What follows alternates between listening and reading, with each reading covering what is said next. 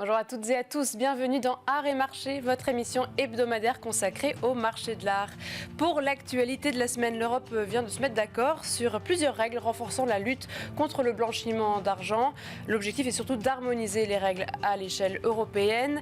Plus de détails dans un instant avec Solène Clément, qui est avocate au barreau de Paris et experte associée de Nomart. C'est une solution digitale de LCBFT, c'est-à-dire lutte contre le blanchiment et le financement du terrorisme, destinée aux marchands d'art.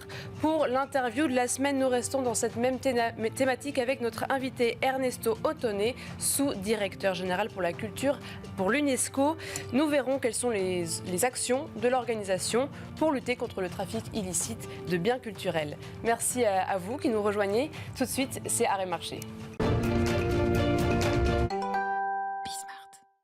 Le Parlement et le Conseil européen sont parvenus à un accord provisoire concernant la lutte anti-blanchiment. Et en visio avec nous, Solène Clément, qui est avocate au barreau de Paris et donc experte associée de Nomart, une solution spécialisée en LCBFT pour les marchands d'art. Merci d'être là pour nous détailler cet accord. Est-ce que vous pouvez nous en dire plus et surtout en quoi est-ce que c'est une véritable avancée ? Merci beaucoup de votre invitation. Alors, la grosse avancée de cet accord, c'est qu'il va porter sur un règlement. C'est-à-dire qu'avant, sur la réglementation de lutte anti-blanchiment au niveau de l'Union européenne, ce sont des directives qui avaient été prises. Donc, on en avait eu 4, plus une cinquième qui était venue modifier la quatrième. Et les directives sont des véhicules législatifs qui nécessitaient des États membres qu'ils prennent des mesures nationales de transposition. Pour le dire simplement, les directives n'avaient pas d'effet direct sur le territoire de l'Union.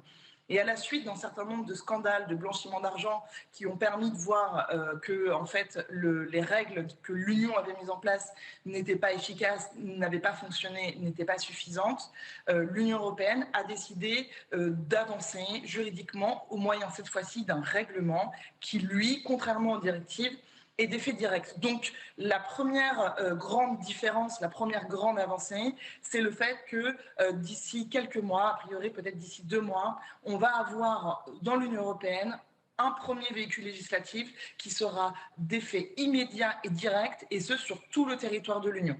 Est-ce qu'il y a donc au sein de ce règlement quelques axes très importants qui vont concerner directement le monde du marché de l'art, les marchands d'art ? Tout à fait. Alors, il faut savoir que les marchands d'art sont assujettis à cette réglementation de prévention du blanchiment d'argent depuis déjà de nombreuses années. Et ce règlement, il vient tout à fait renforcer cet assujettissement. Et donc, c'est-à-dire que toutes les règles qui vont être contenues de ce règlement vont devoir être appliquées par les marchands d'art. Alors, pour rentrer peut-être un tout petit peu plus de manière concrète dans l'aspect pratico-pratique de ces obligations, la lutte anti-blanchiment et contre le financement du terrorisme, ça repose sur 2 grandes obligations. C'est l'obligation de vigilance et c'est l'obligation de déclarer son soupçon. Tout ce système, il est bâti pour que les professionnels, donc les marchands d'art, mais tous les autres, les banques, les avocats, les notaires, les experts comptables, les institutions, toutes les institutions financières, ce sont ces professionnels qui sont le plus à même de détecter les opérations atypiques qui pourraient être du coup du blanchiment d'argent ou du financement du terrorisme. Donc on leur demande d'être vigilants et en cas d'atypisme, on leur demande de transmettre cette information à la cellule de renseignement financier nationale, et en France, elle s'appelle Tracfin. Et au titre de cette obligation de vigilance, la réglementation telle qu'elle est aujourd'hui, mais telle qu'elle va également être issue de ce règlement, elle va dans les détails, de manière très spécifique, sur ce qui est attendu, et notamment sur l'entrée en relation, c'est-à-dire quand un marchand va faire une transaction avec un client. Aujourd'hui, il est déjà assujetti au fait qu'il doit obtenir l'identification et vérifier l'identification de son client. Très concrètement, c'est obtenir la carte d'identité en cours de validité avec une photographie pour s'assurer qu'elle correspond bien au client qui est en face de lui. Si c'est une personne morale, on lui demande déjà de récupérer les statuts, de déterminer qui sont les bénéficiaires effectifs, d'obtenir la carte d'identité des bénéficiaires effectifs. Je vous passe tout le dispositif, mais tous ces éléments-là, ils vont être sanctuarisés par le règlement. Alors, un autre élément, c'est que le Code monétaire et financier, puisque c'est là où se trouve la réglementation pour les marchands d'art, faisait une différence à l'époque entre un client occasionnel et un client connu en relation d'affaires. Le client connu, on doit l'identifier dès le premier euro de la transaction. Le client occasionnel, en France, à présent, il y avait du coup ce delta, c'est-à-dire que si le client occasionnel faisait une transaction de moins de 15 000 euros, il n'y avait pas d'obligation d'identification. Et dans le projet de règlement européen tel qu'il avait été sorti en 2021 pour consultation publique, il y avait une proposition finalement d'abaisser ce seuil et d'étendre cette obligation d'identification à tous, même aux clients occasionnels. Donc très concrètement, ça voulait dire pour les marchands que ceux qui vendaient une œuvre à 3 000 euros pour un client de passage, si jamais cette provision est maintenue, on va lui demander d'identifier et de faire toutes les investigations, si on peut le dire comme ça, pour s'assurer de qui il est. Donc, très concrètement, ça voulait dire une inflation de diligence à effectuer. Merci beaucoup, Solène Clément. Je rappelle que vous êtes avocate au barreau de Paris et experte associée de Nomart. Et puis, tout de suite, nous allons passer à l'interview de la semaine. Toujours dans cette thématique de lutte contre le trafic illicite de biens, je suis maintenant avec Ernesto Otonnet, qui est sous-directeur général pour la culture à l'UNESCO. Merci beaucoup d'être avec nous. Donc, il y a 2 minutes, on parlait justement du Parlement et du Conseil européen qui sont parvenus à un accord provisoire concernant la lutte anti-blanchiment. J'imagine que c'est une très bonne nouvelle pour vous. Vous avez travaillé sur le projet ? Oui, ça fait des années qu'on essaye de revoir qu'est-ce qu'on a comme instrument.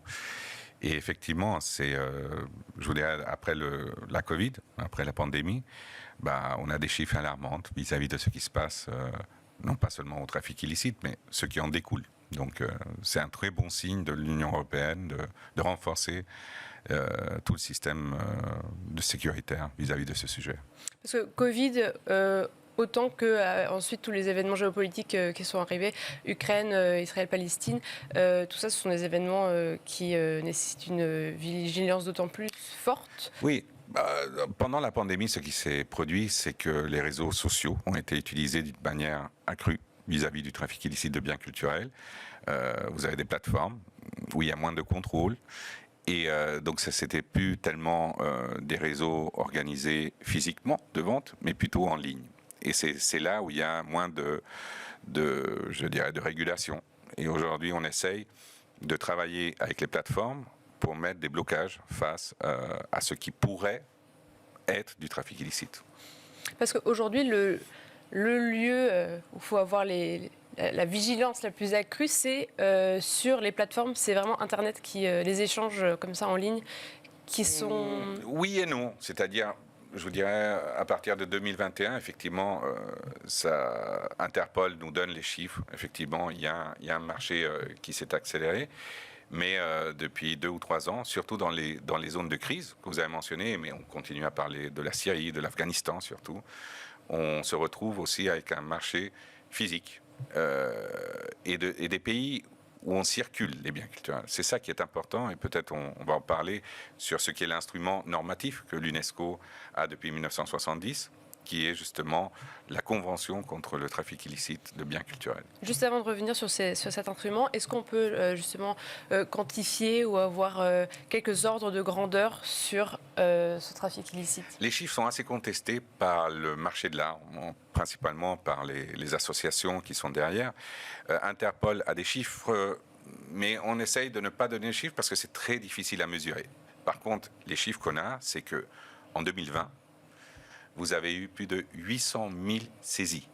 800 000, c'est-à-dire on parle d'un chiffre dans le monde, et c'est énorme.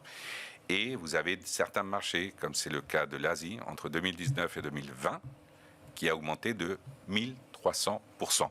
Donc ça vous montre un peu l'ampleur. L'Amérique latine, c'était plus de 180%, et en Europe, c'était plutôt de 45%. Donc, quand on parle de flux, c'est énorme. Seulement un chiffre, il y a 2 ans, nous sommes allés à Washington, au Smithsonian, pour le retour et restitution de plus de c'était 15 000 objets à l'Irak. qui avait été soustrait du pays pendant plus de 20 ans. Donc on parle de chiffres énormes de biens culturels. Et justement, alors l'UNESCO, donc c'est en 1970 qu'il y a eu cette convention qui était un acte majeur dans la lutte. Que dit cette convention et aujourd'hui, est-ce que ça a évolué ? Effectivement, il y a quelques années, nous avons essayé de commémorer les 50 ans de cette convention. C'est une convention qui est née à un moment où on voulait pousser les États membres. L'UNESCO compte avec 194 États membres. Les États-Unis sont revenus l'année dernière, justement pour assurer que ce n'était pas seulement un sujet bilatéral, comme c'est souvent les accords qui sont menés, mais c'était une préoccupation intergouvernementale. C'est-à-dire tous les États membres ratifiaient cette convention et signaient des accords pour qu'il y ait une vigilance au niveau des douanes, au niveau des polices et au niveau des magistrats. Aujourd'hui, on travaille très fort avec les magistrats, c'est-à-dire les peines autour du trafic illicite de biens culturels est quelque chose de préoccupant parce que comme c'est dans le rang des différents trafics qu'il y a de marchés illicites, c'est celui-là qui a les peines les moins fortes pour ceux qui incursionnent dans ce domaine.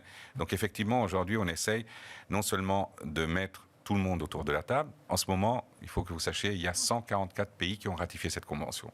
Donc le problème, c'est qu'on a encore un défi avec les 50 pays qui n'ont pas encore ratifié, qui sont souvent utilisés comme faisant partie d'un circuit, puisque les réglementations internationales ne sont pas en accord avec ce qu'il y a. Donc rien que pour vous donner un exemple, en Afrique, vous avez encore 16 pays qui n'ont pas encore ratifié.